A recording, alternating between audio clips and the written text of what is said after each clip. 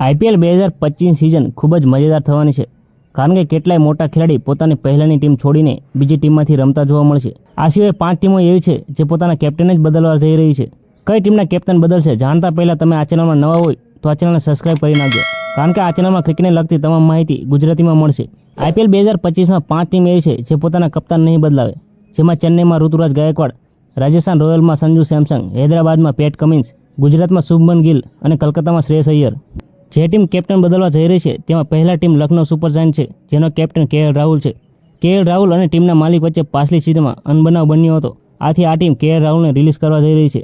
બીજી ટીમ છે કિંગ્સ 11 પંજાબ, જેનો કપ્તાન શિખર ધવલ છે. શિખર ધવલ પાછલી સિઝનમાં ચોટીલ થઈ ગયો હતો, તે આખી સિઝનમાં બહાર રહ્યો હતો અને તેને કેપ્ટનનો અનુભવ પણ નથી, જેના કારણે આ ટીમ કપ્તાન બદલી નાખશે અને આ ટીમની નજર ઓક્શનમાં રોહિત શર્મા ઉપર હશે.